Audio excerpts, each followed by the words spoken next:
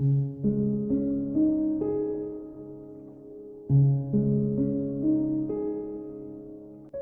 you ever seen him? The little boy just out of view. For me, he's always been there. Even when I was a kid myself, he was there, just in the corner on the edge of my periphery. Perhaps that's the very reason I never questioned it until recently. The fact that I had always been aware of him, to a point anyway. I'm not entirely sure why I never felt the urge to talk to him, especially given the fact he always seemed as though he wanted to say something. Or that's the way it felt anyway. It could be that, when I was a kid, I was just incredibly shy, and I didn't much care to speak to others if I could help it. As the years passed by, I came out of my shell a little bit, but I still feel awkward around new people, and I don't go out of my way to start a conversation with anyone I'm close to either. Of course, regardless of the fact that I feel more at ease when I'm alone than when I'm around people, I've never been truly by myself, as he has always been there, just to the side of where I'm looking.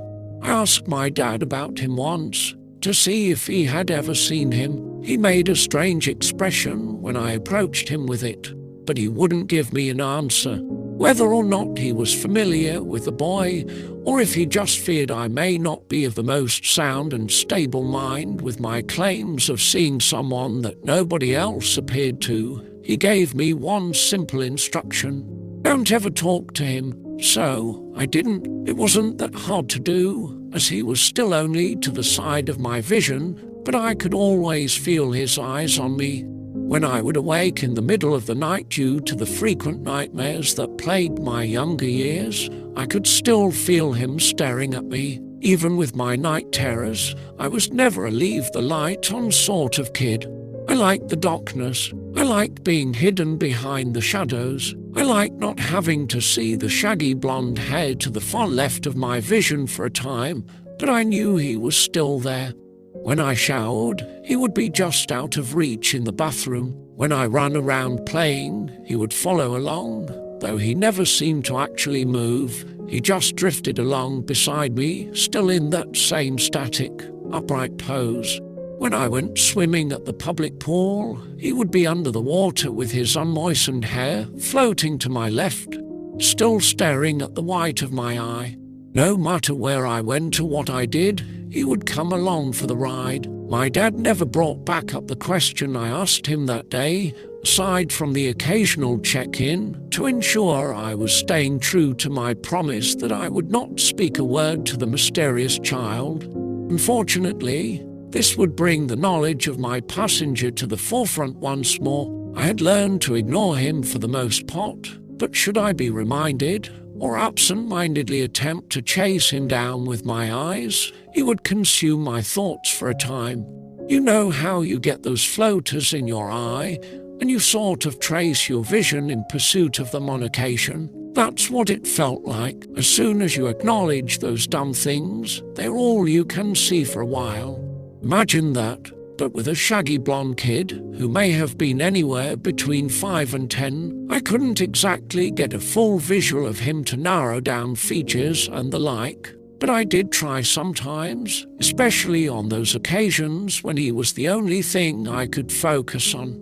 When my mom died, I was around 18. She had been through a lot in her life, which had led her to the more than occasional stay in one mental institution or another, but my dad always stood by her side. I never really knew what ailment she suffered from, but on the night after her funeral, my father and I shared our first drink together, something that would become a tradition in the years that followed. We didn't speak much as we both gazed off while sipping slowly on the 12-year-old scotch my dad favoured over the cheaper one I would grow more accustomed to later in life. Those first swigs burned my throat, but it's not as if this had been my first drink of alcohol, only the first time I sampled something other than the cheap beer my friends would be able to get their hands on. The more I drank, the more I enjoyed it. Of course, the more my head grew light, the more I felt up to discussing what had happened to my mother. Before my dizzy mind could conjure the best words to approach the subject, my dad began to speak, effectively snapping me back to reality. You still see him, the kid. He still gazed out into the world beyond the window of our living room as he spoke. It almost felt as though he didn't want to look at me, though that could have been no more than the effects of the booze, inspiring a bit of paranoia in my thoughts. Yeah, even right now. Yeah, naturally, him bringing up the subject caused my eyes to attempt to chase down the image of the boy, but he followed his normal course of floating away from my pursuing irises. You still haven't talked to him, right? Yeah, I mean, no. I haven't. He just nodded. He still would not break his stare from the darkened world beyond the glass, but I attempted to meet his gaze nonetheless. Why shouldn't I? You know. Talk to H, just don't. Don't ever. He finally faced me as he bought the words, giving me a look I had never seen on his face before. It felt like something between where rage and soul-crushing pain met. To my untrained eyes anyway. He still glared at me for minutes after his words caused my hands to tremble, though it almost felt like we were locked in that dead state for much longer. I knew he was hurting, and I was too, for that matter. My mother had been almost more of a guest star in my life, like a cameo who would come on screen for a few moments. She would stick around for an episode or two, and then disappear until a season or 3 down the line, but I can't say I ever really knew her all that well. She spent so much time behind the walls of one hospital or another, be it a medical facility or a psychological one was dependent on the day, it seemed. Surely it was one of her numerous physical ailments that put an end to her life, but I knew as little about those problems as the ones that put such a strain on her mind. I don't imagine it will come as much of a shock to any who have been reading along what the truth of her mental anguish was. She saw him too, my dad said, finally cutting his eyes back to the window. It didn't exactly come as a shock to me either, but it still awakened an array of both rational and completely irrational questions in my head. The first and foremost of which was, did she talk to him? He returned such a brief and subtle nod, I could barely make it out. A single lamp was the only thing illuminating the room while we sipped from our glasses, but there was still enough light for me to see the boy. It almost appeared as though he had nudged a little closer into view. It was as though he stood right in front of the chair my father sat in, as I watched him stare out into the moonlight's glow upon the trees. I thought it may have been no more than the effect of the strong whiskey that had begun to blur my sight, causing single images to blend into multiples, though the mirage of my dad, just a little behind where he actually sat, was not mimicked by the boy who still stood alone. Just don't ever, I won't, I wouldn't. Is that what? I couldn't finish the question, as I felt it required no answer. I was certain that whatever this boy was had somehow driven my mother to the madness that kept her sealed within a padded room for months at a time, though it terrified me to imagine in what way he had accomplished this. Unfortunately, I would eventually find those answers. To this day, I still wish I had listened to my father on this one, 6 years or so after my mother's death. Just a couple of weeks ago, some bad decisions, along with a messy breakup, left me in something of a self-pitying and melancholy state. Life wasn't especially bad or anything, just run-of-the-mill stuff really, but it was enough to leave me a bit broody for a few weeks. My job was fairly decent, and I lived in a pretty nice house for a mid-20s bachelor, but you know how it gets. Things can be overall great, but a few little things can lead to a touch of depression. I had the weekend off and planned to just sit around the house for a couple of days, though I had no doubt I'd just be wallowing the whole time. I had successfully sat in the same chair for a good 3 hours straight, accomplishing nothing more than some solo Netflix and chill, when I got a text from my old college buddy, Jerry. He told me some of the old crew had impulsively gathered up to throw an impromptu party and invited me to join. I considered whether or not I felt like being around others, but since the only company I'd had all day had been the kid in the corner of my eye, I thought it couldn't hurt to drag my lazy ass out into the world for a while. Jerry texted me the address, and I took a quick shower to get myself cleaned up. I went ahead and arranged an Uber, as I had no doubt I would be in no fit shape to drive by the time I was ready to come home. As soon as I arrived, I was handed 2 matching beers, one for each hand, one of which I got down in one enthusiastic chug. By the time the second one was emptied into my gullet, and a third found its way to my hand, I was feeling almost blissfully light and carefree, even with my passenger prop to the left of everyone I talked to. I had an absolute blast catching up with those I hadn't laid eyes on in months, and some I hadn't seen in years. Unfortunately, with good times, there's often something not so good just waiting around the corner. In this case, that was my ex, Miller, arming on with Aaron, the guy she ditched me for, being beyond lit when they showed up. I did not remotely handle the situation with any sort of dignity, instantly rising from the chair I had been sitting on for the better part of an hour, knocking back one after the other. Jerry attempted to hold me back, but I was in Aaron's face, shaking my friend's hand away from my shoulder within seconds. I pushed my ex's new boyfriend, inspiring him to take a swing at me. Before I knew it, Miller was crying and screaming, while Aaron and I were carrying on like idiot school kids. He caught me across the jaw, and I slapped him in the gut. He buckled a bit, while pushing me against and over the table that spilled bottles and cans to the floor along with me. My arms got sliced up a bit as I pushed up from the broken glass on the carpet, and I tackled the big guy.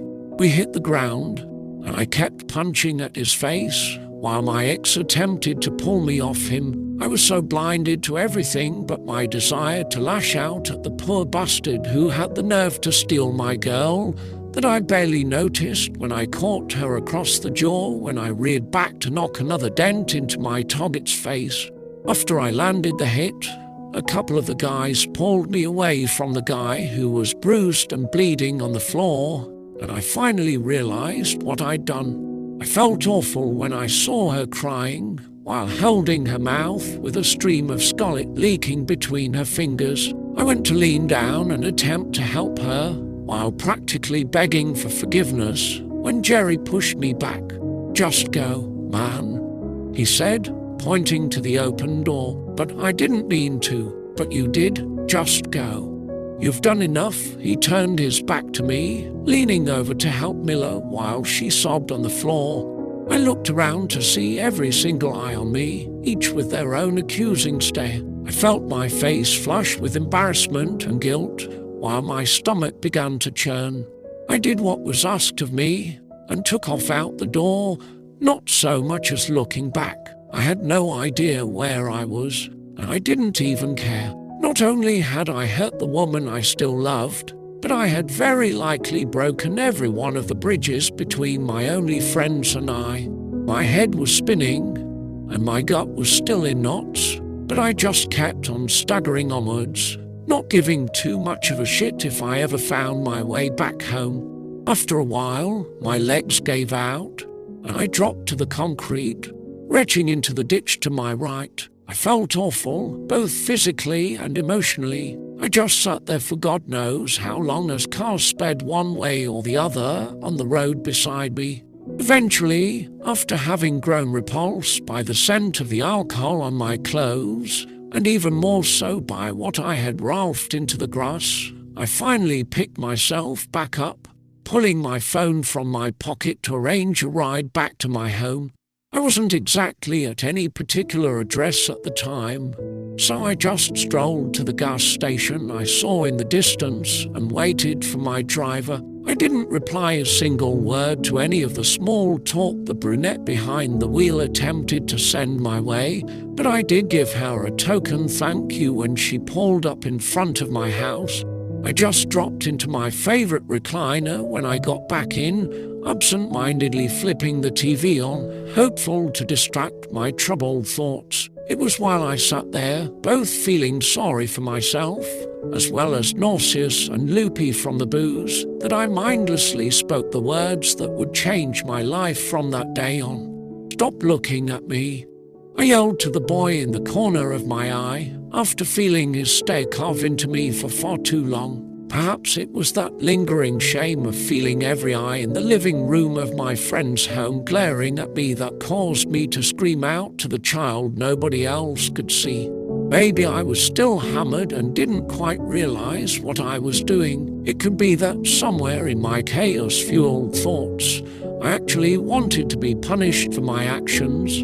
Regardless of my reasoning, the penalty began almost immediately. I was only vaguely aware of what I had done at first, just turning my attention back to whatever show or movie I had been attempting to distract myself with. But when the boy leaned in from the corner of my eye to somewhere much closer to the forefront of my vision, I felt a stabbing pain in the middle of my chest as the realization hit.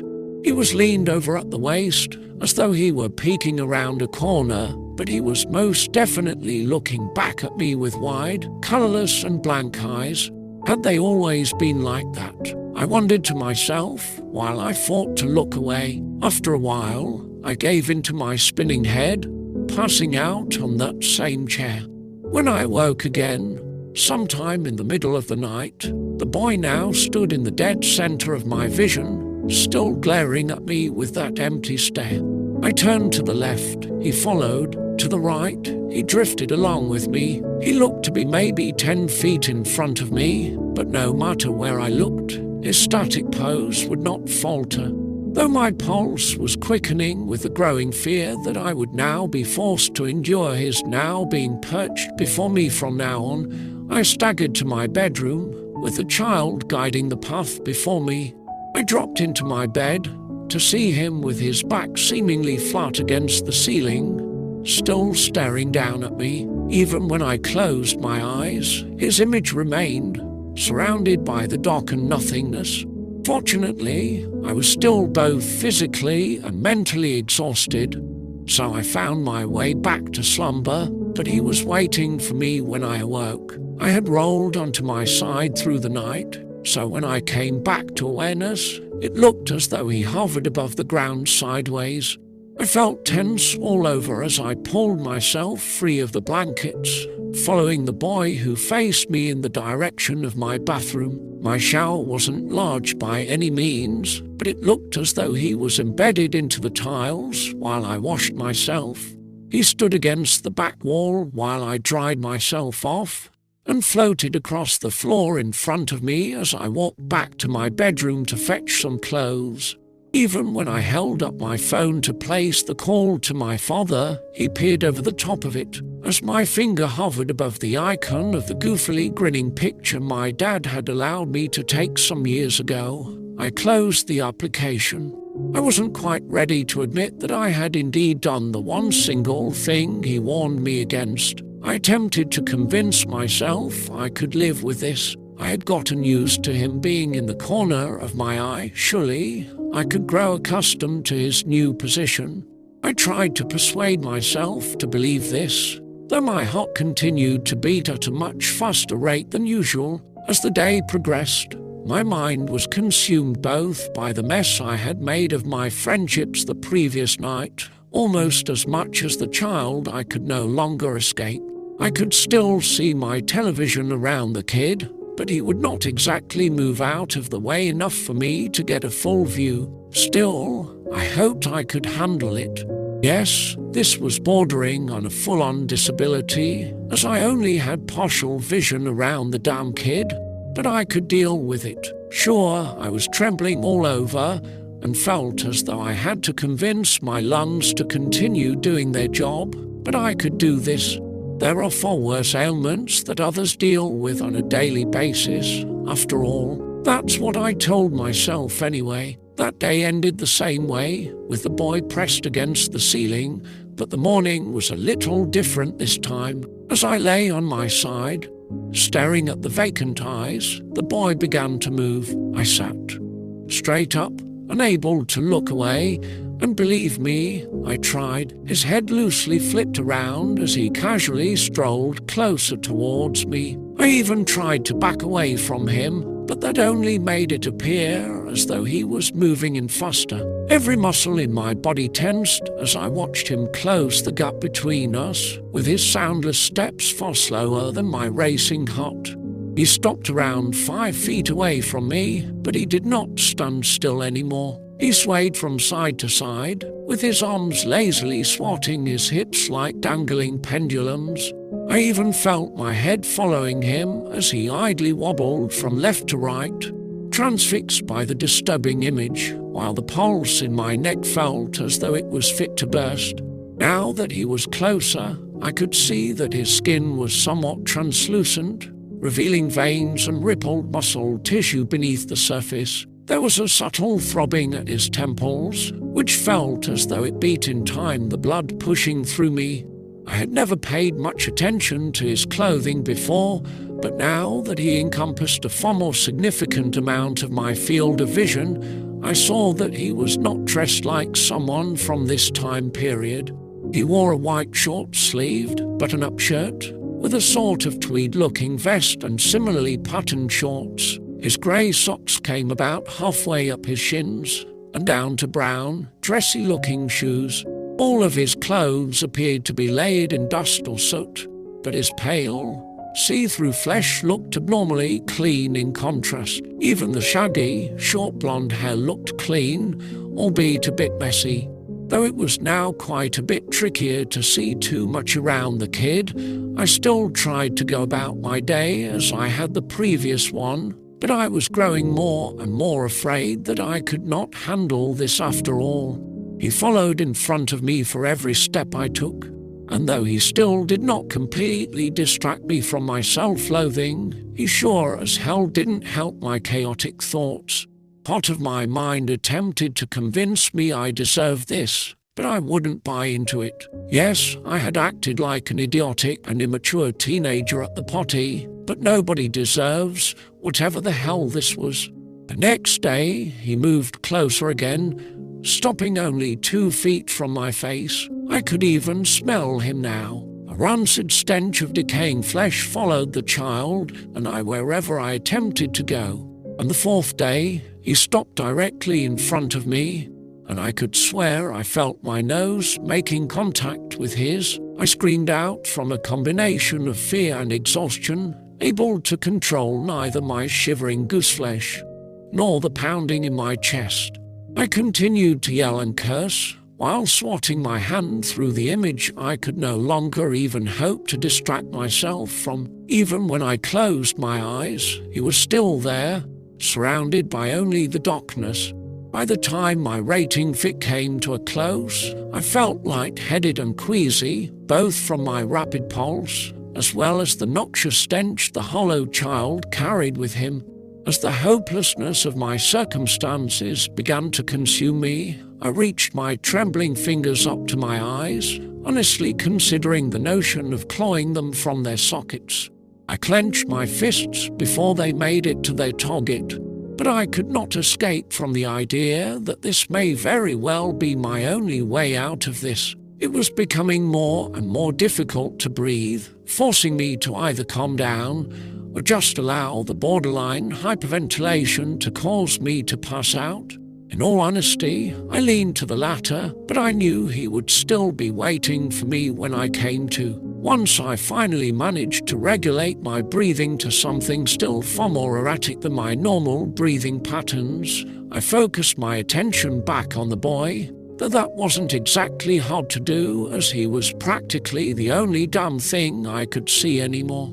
He had appeared maybe a little over 3 feet tall before, but his face was right in front of my own. Whether he was floating in some way, I couldn't say, as no matter where I looked, all I could see were those lifeless eyes glaring into mine. When I attempted to look down, It was as though his head sprouted from my chest as we still peered nose to nose at one another. Just as I was preparing to finally give in an attempt to call my father, things got even more grim, causing me to lose my fight to keep myself from losing consciousness. As I felt around the nightstand for my phone, the child reached his own hands to his face, mimicking the brutal actions I had almost considered inflicting on myself. He moved so slowly as his fingers dug into the lids and meat wrapped around the top of his eyes, causing a thick and moist, darkened and foul-smelling liquid to ooze from within. I screamed out once more, in a far more horrified manner than before, as the boy tore away grizzled chunks of flesh, along with the blank and lifeless eyes, dropping his arms to his side when the work was done. Even as he stepped closer to me over the previous days, his movements were silent. His footsteps did not so much as creak across the floor, but I heard everything he had just performed before me. I retched from both the sounds and sight of what I had just witnessed, while gasping for air, in between far more frantic and frenzied screams, while my heart threatened to explode from within my chest. My head grew dizzy and loopy from my constant wails, refusing to allow remotely enough oxygen to get through. I blacked out before realizing I was even close to losing consciousness. The gaping and grotesque wounds from where the child's eyes used to reside appeared far less fresh when my eyelids sprung back open, and though the symptoms that left me on the floor had not dissipated, they had calmed somewhat. I was finally able to place the call to my father, which was no easy task as I could only see anything other than the boy through my periphery anymore, where he had once dwelled before I spoke to him. I could instantly tell that my confession made my dad both angry and saddened. He came to pick me up, and he drove me back to the home I used to share with him and my mother back in far more simple times. He led me into the house and sat me down upon his couch, before fetching me a glass of that same whiskey we still shared from time to time. Fortunately, I was able to rely on my muscle memory to guide the glass to my lips, though I couldn't tell when it was empty until I couldn't spill any more down my throat.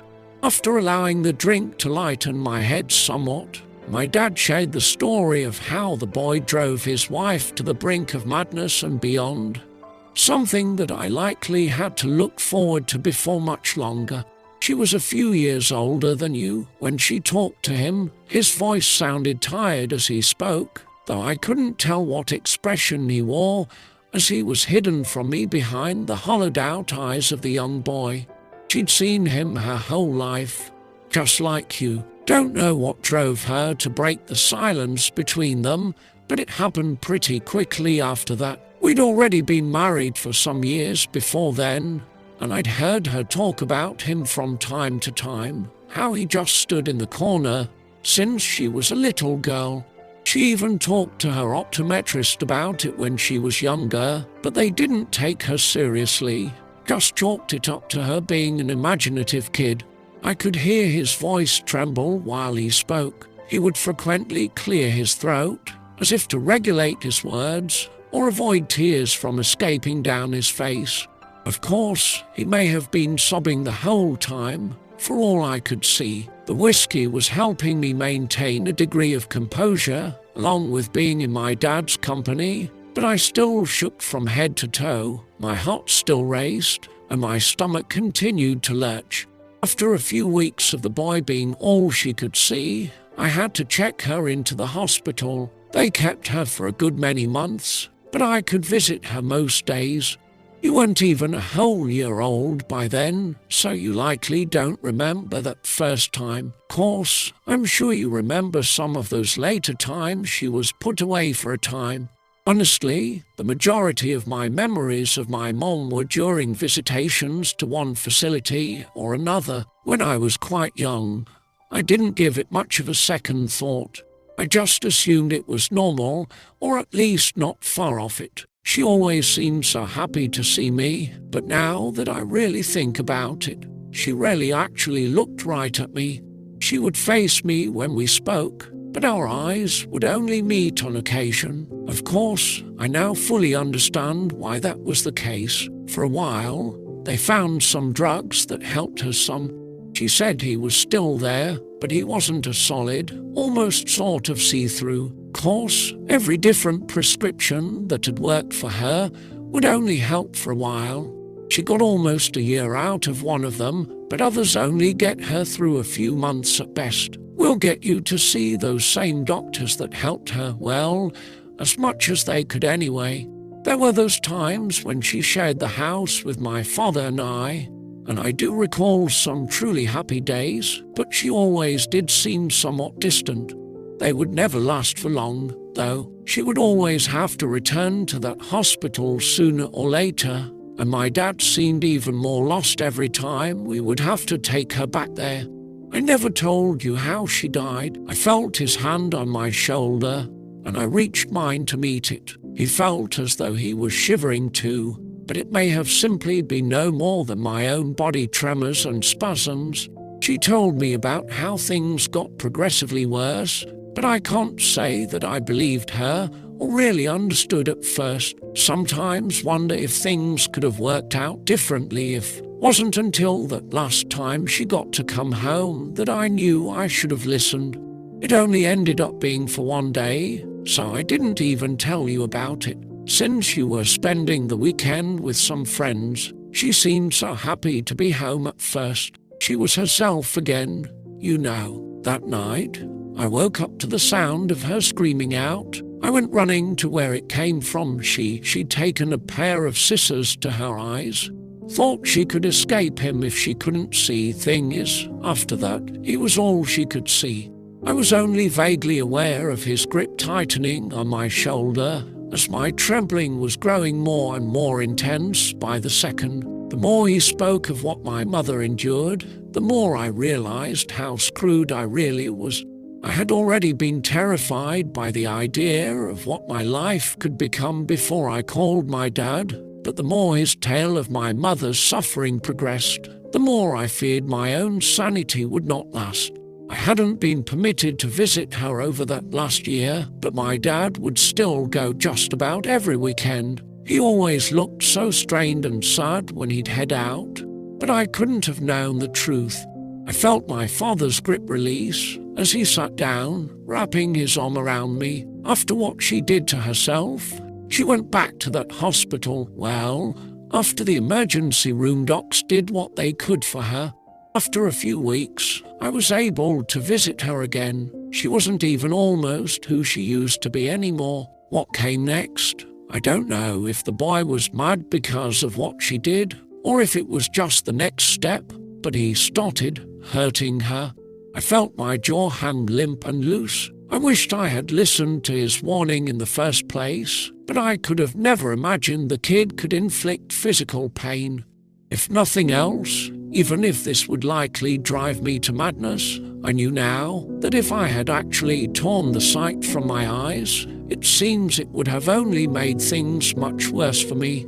He began to rot away in front of her, and she said he looked to be getting more and more angry, even though just about all she could see anymore was those meaty and empty sockets. Since back in the beginning of her nightmare, she could still make out where the skin was peeling away from his face. She couldn't have known what was coming next until she felt the pain. She said it just felt like punches at first, and only from time to time she'd wake up in the night after taking a bony fist to the gut, or coughing out food she was trying to eat after a jab at her ribs. But it got even worse than that. I had to fight against puking all over my dad's couch, as I felt even more nauseous from learning about the terrifying future which likely lay ahead of me, as well as knowing what indeed my mother had been through all these years. I could barely believe what I was hearing. Somehow, I don't believe he only hurt her because of what she did to herself. I had already been terrified at the idea of having one sense blocked, and another filled with the potent and grotesque scent of rotting flesh, but I could barely wrap my frantic thoughts around any of this. She said it felt like the bones had pushed through the skin of his fingers when he would claw into her. She had gashes and yellowed bruises all over, but the docs thought she was doing it to herself. They even tried to strap her down so she wouldn't hurt herself anymore, but they'd still find her bleeding by morning. I'm sure it isn't too hard to figure out by now, but she just couldn't take it any longer, I suppose. She'd been locked away for a long time by that point, hidden away behind those padded walls. I would still get to visit her occasionally, but I couldn't let you see her like that. I can't know how she got her hands on enough pills to get the job done, but they said she'd swallowed a good 30 of them. I could practically hear the tears now that they had finally unleashed, as my father's voice quivered and cracked. I had been crying this whole time myself, but it made things even worse when he joined in. In some ways, I wasn't surprised by what he told me, not about my mother's suicide anyway. I think I had suspected it since she passed. Those other revelations, however, almost caused me to scream out again. From what he said, it could be years before I was that far gone, but it still hurt to hear how much she had suffered, as well as the realization this could potentially be my own fate too. We talked and cried a little more before the drink left me feeling drowsy again. My churning stomach settled enough for me to get to my feet, and my father led me to my old bedroom. I dropped into my childhood bed, allowing the darkness to wrap around the image of the boy who hovered just beyond the tip of my nose. I could still smell his foul stench, but I had already begun to grow accustomed to it. Yes, it was awful, but not intolerable. Not to a moderately tipsy and groggy individual, anyway. Within the days that followed, my dad took me to see my mother's old doctor. Well, one of them anyway. She went through quite a few in her day, but this guy had been the most effective in treating whatever the hell this is. Given his experience with my mom, he prescribed me something called clozapine. It's apparently some sort of antipsychotic, but he found it particularly effective on my mother's symptoms. It took a few doses, but within a week, the smell subsided, and just as my dad told me, the boy became somewhat transparent. Yes, he's still there. I still see those hollowed out, meaty sockets every second of every day, but I can also see the world behind him now. It's not perfect, and I'm sure it won't last, but I'll try to take it until I can't anymore. I'm still far beyond scared, but things are a bit more tolerable for the time being. I don't know what this is, why my mother and I were cursed with it, nor who the hell this kid even is, but I can only hope there is a way of avoiding my mother's fate. I have no way of knowing if there is any chance of escape, but I have to find out what I can about him, and why he appears to be set on punishing my family. If there is a way out of this, it has to be hidden behind the identity of the boy. My father said he'll help me look for answers, though he had attempted this very investigation during the years my mom spent living in this hell. I have to try, though. I may never locate the truth behind all of this, but if I should, I'll share what I find. If it happened to us, it's very possible it could happen to others too. It's probably a long shot, but if anyone reading these words knows who or what he is, or whatever this curse is, please help me. It's only a matter of time before the world beyond the boy who used to dwell in the corner of my eye is hidden away from me for good. I don't know if I have the strength my mother had. I doubt I will survive for long when the medications stop working. Even now, while things are likely as tolerable as they may ever be again, I feel my sanity waning. Just, please trust me on this. If you should see the little boy in the corner of your eye, don't make the same mistake I did. Never ever speak a word to him.